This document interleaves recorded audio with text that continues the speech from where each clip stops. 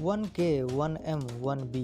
YouTube पर हम अक्सर ये चीज़ें किसी वीडियो के व्यूज़ में या फिर लाइक कमेंट या सब्सक्राइबर की संख्या में देखते हैं। इनमें 1K का मतलब 1000, 1M मतलब 10 लाख और 1B का मतलब 100 करोड़ होता है।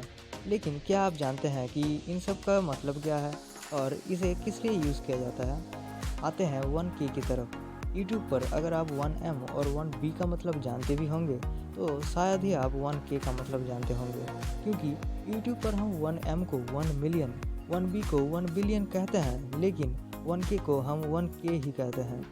क्या इसका कोई पूरा नाम है भी या नहीं? तो इसका आंसर कुछ इस तरह है। 1K का फुल फॉर्म कुछ इस तरह है कि हम ये शब्द दिन में बहुत बार यूज़ करते हैं, सब्जी खरीदने से लेकर दाल, चीनी और आटा खरीदने तक। और वो शब्द है किलो। जी हाँ, ये किलो शब्द एक ग्रीक शब्द है जिसका मतलब है 1000, अंग्रेजी में 1000। जैसे 1 किलोग्राम मतलब 1000 ग्राम।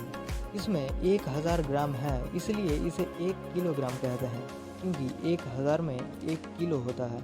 उसी तरह 1 किलोमीटर, इसमें 1000 मीटर है, इसीलिए इसे 1 किलोमीटर कहते हैं। और इसलिए यूट्यूब पर 1000 व्यूज़ पर 1K दिखता है। लेकिन सिर्फ 1K ही तो नहीं होता ना, कभी कभी 24K, 82K, 100K, 940K ऐसे भी तो होते हैं। जब 1K का मतलब 1000 है तो 2K का मतलब कितना होगा? 2000, क्योंकि इसमें 2000 है। उसी तरह 10K का मतलब होगा 10,000, क्योंकि इसमें 10,000 हैं। उसी तरह 24K का मतलब 24,000, 82K का मतलब 82,000 होगा। तो 100K का मतलब कितना होगा? जी हाँ, 1 लाख। और 940K का मतलब 9,40,000। लेकिन जैसे ही ये संख्या 1000K तक पहुँचेगा तब हम इसे 1000K नहीं बल्कि 1M कहेंगे। 1M का मतलब है मिलियन, यानी कि 1000 मतलब 1000K। जैसे 100K है, इसमें 100K यानी कि 100,000 है। उसी तरह 1 मिलियन में 1000K यानी कि 1000 है, इसलिए इसे 1 मिलियन कहते हैं। ये मिलियन शब्द एक इटालियन शब्द है, यानी कि ये शब्द इटली का है, जहाँ 1000 को मिले या माइले और 10 लाख को मिली वन कहते हैं, और यहीं से आया है ये मिलियन शब्द, यानी कि 1000 हजार। 1 मिलियन के बाद 10 मिलियन में होता है 1 करोड़, और इस मिलियन को कुछ इस तरह लिखते हैं, 1 के बाद 3 ज़ीरो और उसके बाद और 3 ज़ीरो। और आपने देखा होगा किसी वीडियो में होता है 12 मिलियन मतलब 1 करोड़ 20 लाख।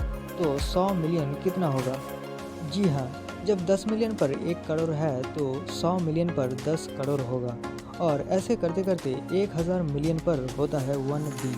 इसमें B का मतलब है बिलियन, यानी कि 100 करोड़, जिसे हिंदी में 1 अरब कहते हैं। और इस बिलियन शब्द को कभी B तो कभी BN के रूप में लिखा जाता है। ये बिलियन शब्द मूल रूप से लैटिन शब्द था, जो 17वीं सदी के अंत में इंग्लिश में आकर जुड़ गया। इन संख्या में हर संख्या 3 का होता है, और जैसे ही 4 संख्या होने वाला होता है उसका नाम बदल जाता है और फिर से 3 संख्या तक चलता है, और ऐसे ही चलता रहता है। हमेशा 3 संख्या के बाद एक नया नाम आता है। नंबर को लिखने के इस तरीके को कहते हैं नंबरिंग सिस्टम। भारत सहित बांग्लादेश, नेपाल, भूटान, मालदीव और पाकिस्तान में इंडियन नंबरिंग सिस्टम का यूज़ किया जाता है। यहाँ पर हम 1 लाख को लिखने में इस तरह से लिखते हैं, लेकिन किलो, मिलियन, बिलियन इस सिस्टम को कहते हैं इंटरनेशनल नंबर सिस्टम, जहाँ 10 लाख को लिखने में 1 के बाद 3 ज़ीरो और उसके बाद और 3 ज़ीरो लिखा जाता है। इस सिस्टम में 3-3 के ग्रुप में नंबर को बांटा जाता है, और अगर कोई नंबर कुछ इस तरह है तो उसको भारतीय पद्धति में कुछ इस तरह लिखा जाएगा, और इंटरनेशनल नंबर सिस्टम में कुछ इस तरह। अमेरिका सहित विभिन्न देशों में इंटरनेशनल नंबर सिस्टम का यूज़ किया जाता है। अगर आपके मन में ये सवाल है कि आखिर हम 1K, 1M और 1B का यूज़ क्यों करते हैं, तो मैं आपको बताता हूँ। आप ये बताइए कि ये कितना संख्या है। एक झटके में शायद ही आप ये बता पाएँ, लेकिन अगर मैं ये लिखूँ तो आप एक झटके में ये बता देंगे कि ये 1 करोड़ है। आसान भाषा में कहें तो ये असल में बड़ी संख्या को संक्षिप्त में लिखने का और याद करने का एक आसान तरीका है। और ये बिलियन पर ख़त्म नहीं होता। बिलियन के बाद आता है ट्रिलियन, मतलब 1 लाख करोड़, जिसमें 12 ज़ीरो होते हैं। और इसके बाद आता है क्विड्रिलियन, क्विंटिलियन, सेक्सटिलियन, सेप्टिलियन, ऑक्टिलियन, और ऐसे ही चलता जाता है। ऐसे ही हर एक के नाम के बाद एलियन रहता है और हर एलियन में उसके पहले वाले से 3 ज़्यादा ज़ीरो यानी कि शून्य होता है। मुझे लगता है कि अब आप इन सारी चीज़ों को अच्छे से समझ गए होंगे। मिलते हैं किसी और नए वीडियो में, तब तक के लिए नमस्कार, जय हिंद।